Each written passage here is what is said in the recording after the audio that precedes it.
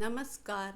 मैं डॉक्टर प्रगति गुप्ता, अमरावती, महाराष्ट्र, आज आपके सामने पुनः एक नया वीडियो लेकर उपस्थित हूँ। आज हम भक्ति काल स्वर्ण युग के बारे में देखेंगे कि भक्ति काल को स्वर्ण युग, हिंदी साहित्य के इतिहास में अलग अलग युग है, तो उसमें भक्ति काल जो एक युग है उसे स्वर्ण युग क्यों कहा जाता है। तो आइए हम देखते हैं। भक्ति काल स्वर्ण युग। हिंदी साहित्य के इतिहास में भक्ति काल को स्वर्ण युग कहा जाता है। स्वर्ण अर्थात सुनहरा, दैदीप्यमान, उत्तम, श्रेष्ठ या सुनहरा, जिसका प्रकाश भूतकाल, वर्तमान काल एवं भविष्य काल को आलोकित एवं प्रकाशित करता रहे, जिसके तेज से सभी भावी पीढ़ियां कुछ न कुछ प्राप्त करती रहे। वह काल जिसकी आभा कभी कम नहीं होती, वह काल स्वर्ण काल कहलाता है।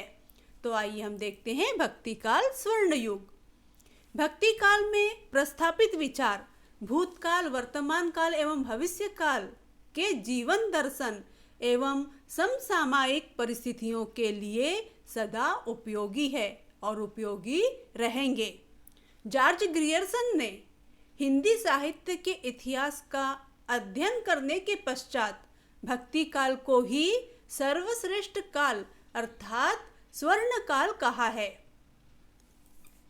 भक्ति काल में भक्ति की धारा दक्षिण भारत से उत्तर भारत की ओर प्रवाहित हुई। उस समय भारत में विषम सामाजिक परिस्थितियां थी। भारत की जनता निराशा और अंधकार में डूब रही थी। ऐसे में उन्हें संभालने के लिए किसी सशक्त आधार की आवश्यकता थी। भक्ति काल में भक्ति की धारा ने उन्हें अपने आप को संभालने के लिए एवं मजबूत करने के लिए आधार दिया। रामानंद ने इस भक्ति की धारा को और अधिक व्यापक रूप प्रदान किया। रामानंद ने जाति पाति के भेद को समाप्त किया। इस काल के कवियों ने अपने विचारों से जन सामान्य को समाज में अपने आप को स्थापित करने के लिए एक नई विचारधारा दी। इस प्रकार इस युग को हिंदी साहित्य के विविध रूप में हमारे सामने प्रस्तुत है। भक्ति काल स्वर्ण युग।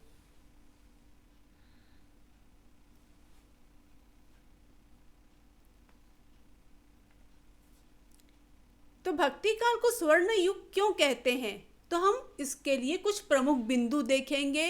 उन बिंदुओं के आधार पे हम यह देख सकते हैं कि भक्ति काल स्वर्ण युग कहा जाता है।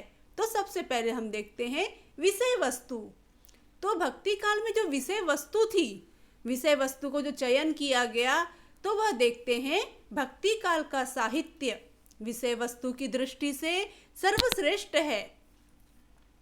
इस काल के कवियों ने सामाजिक विषमता के बीच सबसे पहले समाज को प्रमुखता दी, फिर भक्ति एवं अंत में मोक्ष के मार्ग को अपनाया। कवि भक्ति भाव के साथ समाज की समस्या को लेकर आगे बढ़े। अगला बिंदु है अंतःकरण की प्रेरणा से काव्य की रचना। भक्ति काल के कवियों ने किसी भी राजा की सराहना नहीं की, क्योंकि वह शासक के आश्रित कभी नहीं थे।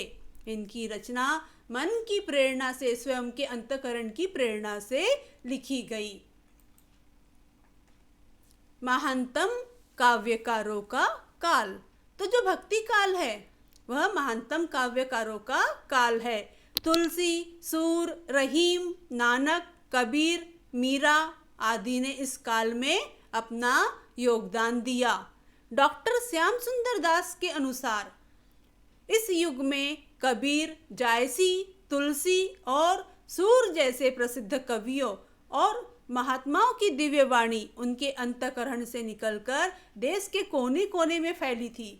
उसे साहित्य के इतिहास में सामान्यतया भक्ति युग कहते हैं। निश्चित ही यह हिंदी साहित्य का स्वर्ण युग था। अमर कृतियों का सृजन, तो भक्ति काल में अमर कृतियों का सृजन हुआ है।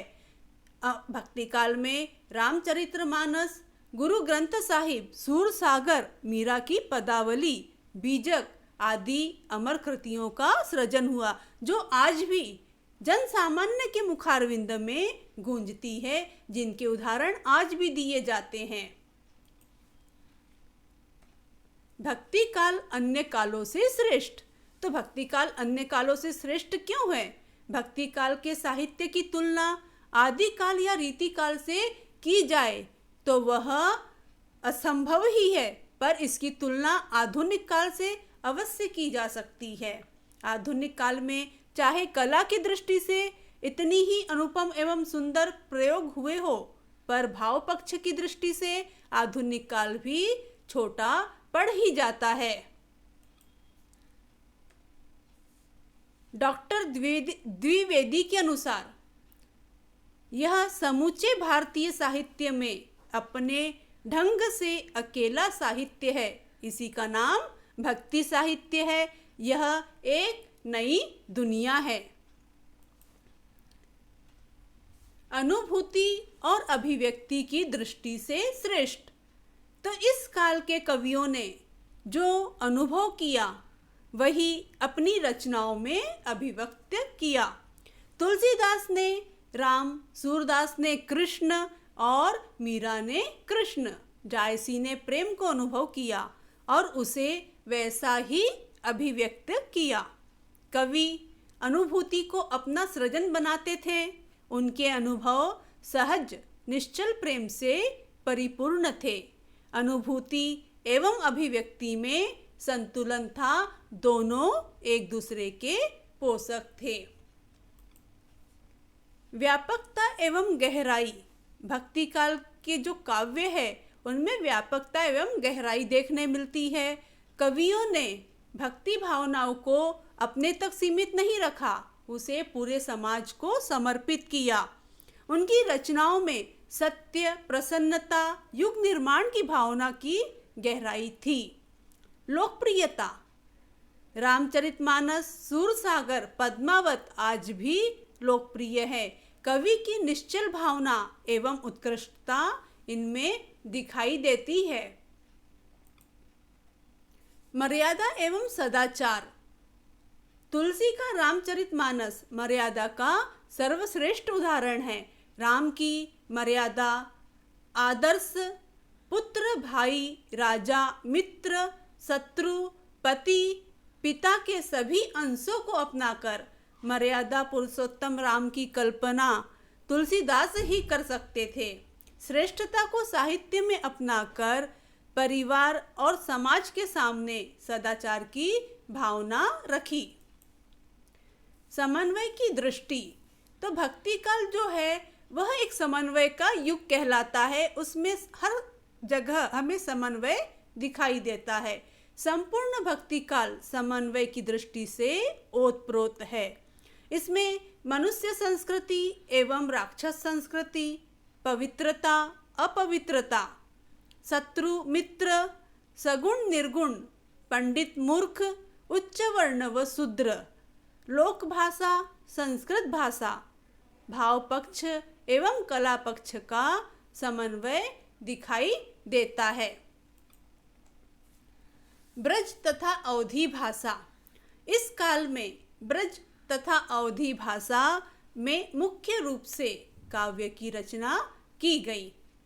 राम के चरित्र को प्रस्तुत करने के लिए अवध प्रांत की भाषा उपयुक्त थी। इसी प्रकार कृष्ण के चरित्र को ब्रज भाषा में प्रस्तुत किया गया, जो जन सामान्य के लिए सुगम थी।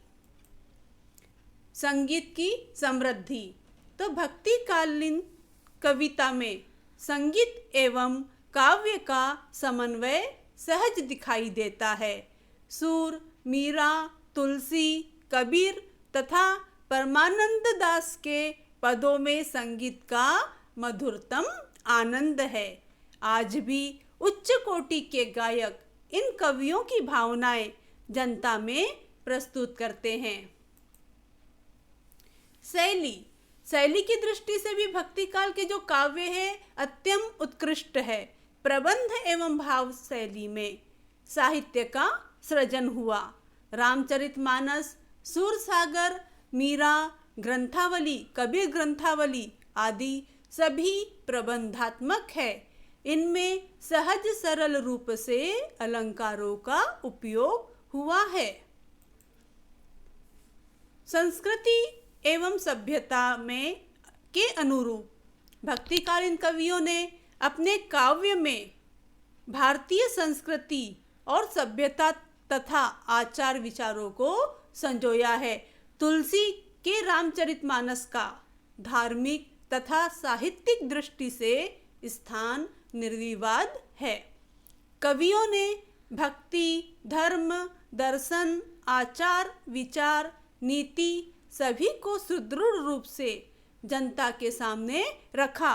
राम और कृष्ण के प्रस्तुत चित्र आज भी विश्व के सामने आदर्श है। लोक रक्षण एवं लोक रंजन की भावना। भक्ति काल में कबीर एवं जायसी ने हिंदू मुस्लिम एकता का प्रयास किया। वहीं कृष्ण में सुंदरता की प्रधानता है तथा रामचरितमानस में राम ने मृत प्राय जनता में नए रक्त का संचार किया। कवियों ने लोगों के समक्ष जीवन के आदर्श रखकर नई चेतना जगाई। तो उपसंहार हम देखते हैं कि भक्ति काल को स्वर्ण युग क्यों कहा जाता है। तो संक्षेप में हम यहाँ देखेंगे। इस प्रकार हम कह सकते हैं भक्ति काल में भक्ति एवं धर्म की स्थापना हुई। भक्ति काल में विविध भाषाएं तथा भक्ति काव्य रूप मिलते हैं।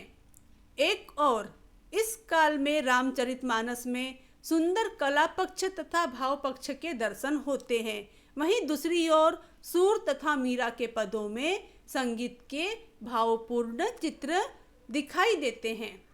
इस काल में धार्मिक भावना तथा कविता का सुंदर चित्रण है।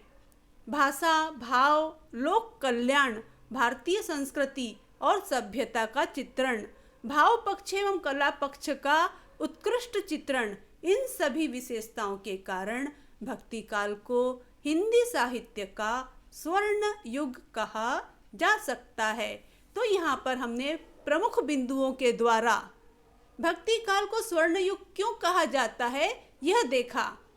तो इस बिंदुओं को देखने से हमें लगता है कि वास्तव में भक्ति काल हिंदी साहित्य का जो युग है, आदिकाल, भक्ति काल, रीति काल, आधुनिक काल, तो उनमें भक्ति काल स्वर्ण युग है। नमस्कार, धन्यवाद।